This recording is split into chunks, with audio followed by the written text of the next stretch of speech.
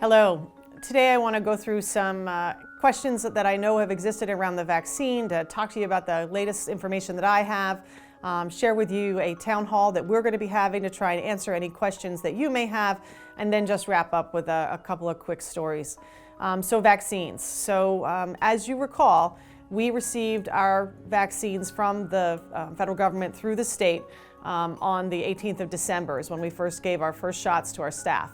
We had 4 weeks to provide all the shots that we possibly could to our employees, and then we are to open. We will move to what they call an open pod, which stands for a point of distribution.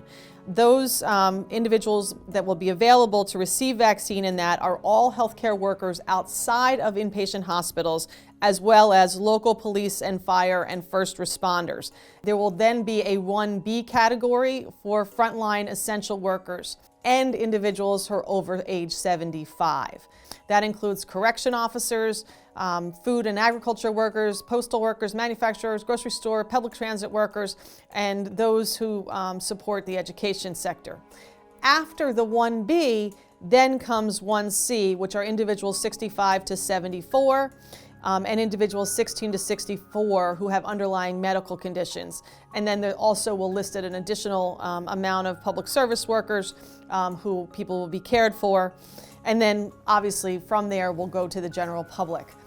Now we've submitted all our information to the state to be uploaded. As you know, the state asked for everybody to be pre-registered on their COVID-19 website. And then the way I understand it's supposed to work is that your zip code will actually be tied to the closest locations that have available scheduling points. We do not have the possibility of scheduling for you, so you really need to go through that COVID-19 registration site to be able to get your vaccine. We are so fortunate that the governor has selected a site close to us at Rowan College of South Jersey in Sewell to begin today, which is Monday, the distribution. And the County of Gloucester has done an amazing job. The health department was out with us on Saturday watching our procedures to make sure that they could capture all of the expertise from our folks on the ground.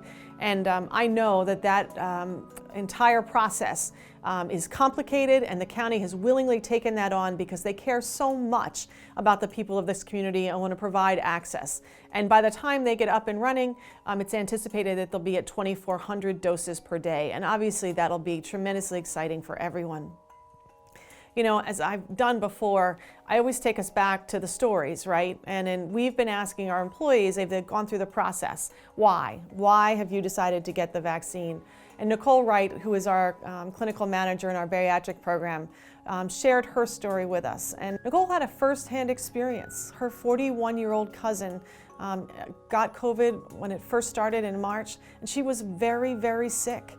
And so she saw that touch and go moments that she had, and that they weren't sure she was going to make it. Now she's recovered, but unfortunately, as COVID does, it didn't let the family pass. She lost a loved one recently, and she knows the strength of this virus and the devastation it can do to families.